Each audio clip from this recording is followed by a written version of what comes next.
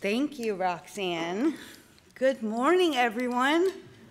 It's such an honor to be here today and share with you how Nurse-Family Partnership has helped me, and as well share a little bit about my story with you. My sweetest memory of my mom was doing flashcards when I was about 4 years old.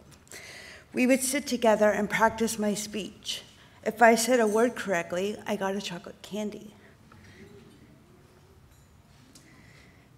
After that, I mostly remember sleeping in cars, living in every hotel Grass Valley has to offer.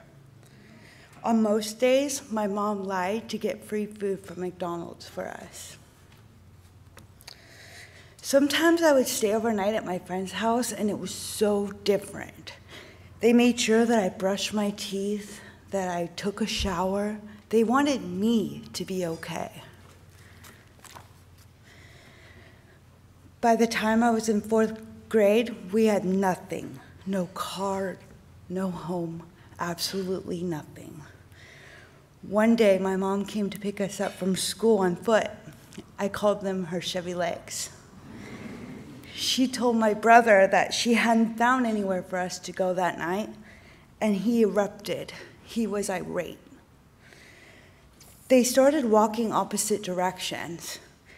Naturally, I followed my mom. But she told me, go back with your brother. I'll meet you at Del Oro at 7. Del Oro was the movie theater that was downtown. It was about 2 to 3 miles away. Go away, my brother screamed at me. I don't want anything to do with you. I walked downtown by myself and sat for 4 hours. Eventually, my brother showed up, and by 9 o'clock, the cops showed up too. Are you Carla Swanson's daughter, they asked. They took us into the office of the theater. Your mom was found drunk on the side of the road in a ditch. Who can come pick you up? Even though my mom said they were off limits to us, my brother reached out to my grandparents and called them. They had lived in the same house for over 40 years. They were financially secure, but poor in every other way. That night without my mom, I was torn. I loved her, but deep down I knew that she couldn't provide for me. I locked the back door. I needed to be safe. I had the faint hope that I could be a kid for the first time. But as a female in my grandparents' home, I was constantly put down. The only future they saw for me was becoming a grocery store clerk. My grandmother heard rumors about a foster home that made the children there dig sewers, and when we would fight, she would threaten to put me there. Finally, she paid to put me in someone else's home. I left foster care at 17. The only place that would let me move in was an apartment complex full of drug addicts. I was always the first one to say, my life is in shambles and I need help. But my grandmother refused to hear me. Where should we bury you, she would ask. By age 24, I was addicted to heroin and living in a tent.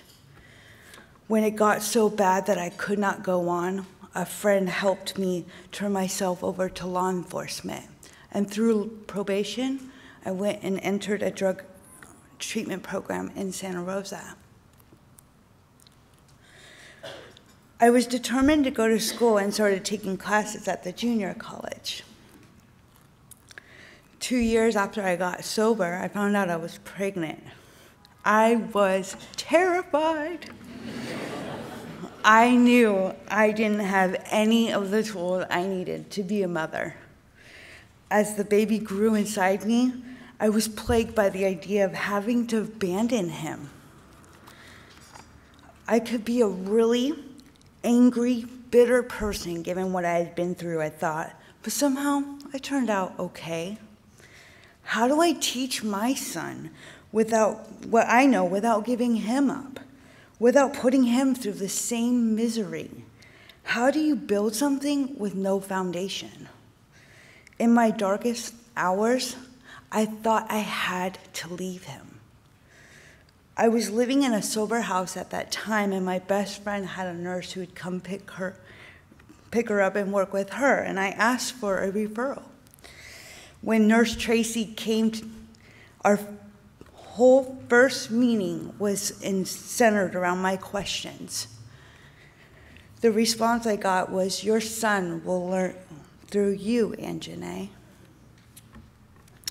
After nearly 30 hours of labor, I held Jackson for the very first time. I watched his little chest go up and down and felt his heartbeat. It was pure love. Jackson is 2.5 now, and Tracy visited us every other week until his 2nd birthday. She taught us about each stage of growth, how alive and alert and intelligent a baby truly is. She even helped us find our routines. Without nurse-family partnership, I wouldn't have had the confidence to say I am a mother, let alone assume my rightful place in Jackson's life. I continue to work 2 jobs and go to school, and I plan to get my master's in social work so I can advocate for women and children in the reunification process. I don't know where my sense of family comes from, only that it must be from the years of experience of what I know it's not supposed to be. My husband and I are not perfect, but Jackson will always have a roof over his head, food in his tummy. He will always know he is loved and supported. On my hard days, I come back to the lesson Tracy taught me the very first time we ever met.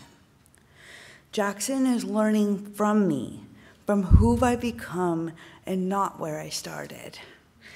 Thank you for your support for my family and for families across the Bay Area.